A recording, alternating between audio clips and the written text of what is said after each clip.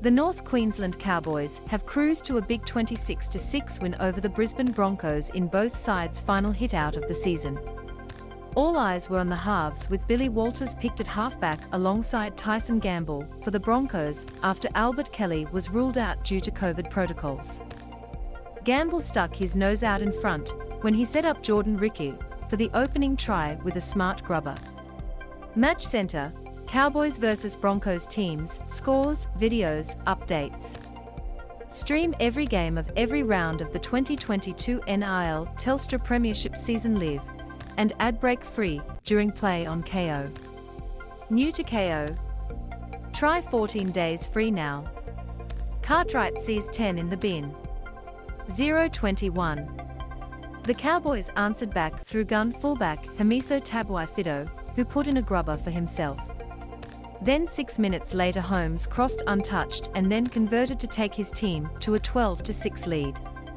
The Broncos were dealt a late blow in the final minute of the half when Payne Haas was sent to the bin for holding on in the ruck too long, attempting to slow down a Cowboys attacking raid. Holmes slotted the penalty goal on the siren to make it 14-6 at the break.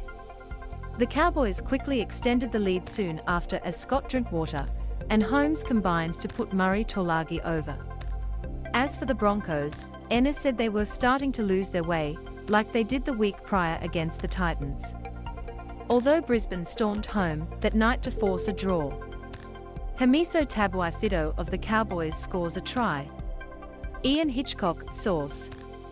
This time around Ennis said Brisbane was showing its immaturity and inexperience, with a try to Taulagi shortly after only further exposing it.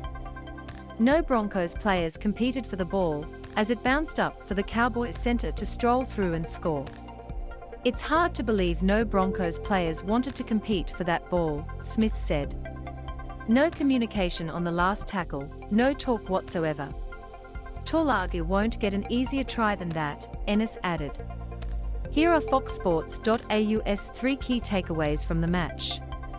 Cowboys halves headache worsens. Todd Payten was hoping to finish Saturday's trial game with a clearer picture on what his round 1 halves pairing will look like, but it seems his headache has only just gotten worse. Tom Dearden got first shot at partnering marquee singing Chad Townsend, and while he impressed in attack, it was his defense that really stuck out. When you look at how they've defended, Dearden has summed it up, phenomenal, Benji Marshall said. He made a try-saving tackle on his line. He's come up with a couple of really good shots and dislodged the ball off Jordan Riki at one point, Corey Parker added. There has been a lot to like between the combination, and our first look really at the new skipper Chad Townsend and Tom Dearden, who has predominantly played on the left-hand side of the field, Ennis said. Tom Dearden impressed Michael Ennis. Ian Hitchcock, source. It looked as though Dearden's first half would be enough to lock him in for the number 6 jersey. However, Drinkwater came onto the field in the second half and made up for lost time. He's been tremendous, he's torturing the backline, Ennis said.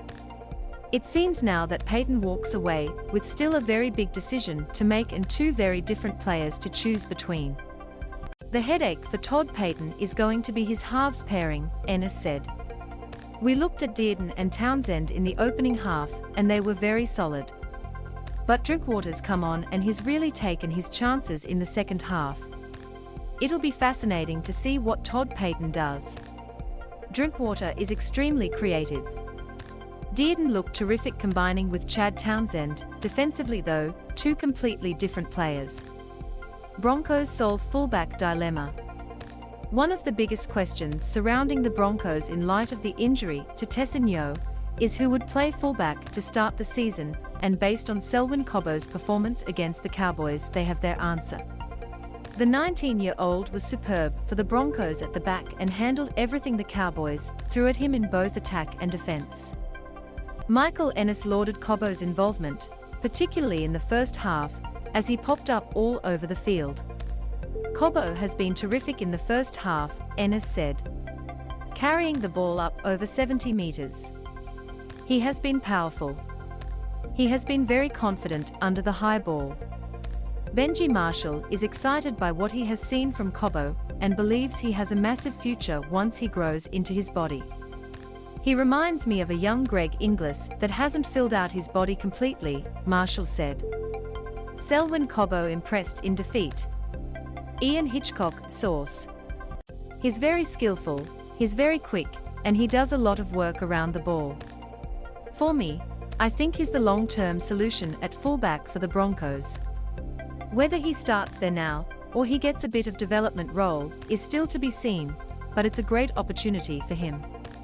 Cobbo did have one blunder late, when he failed to defuse a bomb that led to the Taulagi try, but he will only grow in confidence with experience.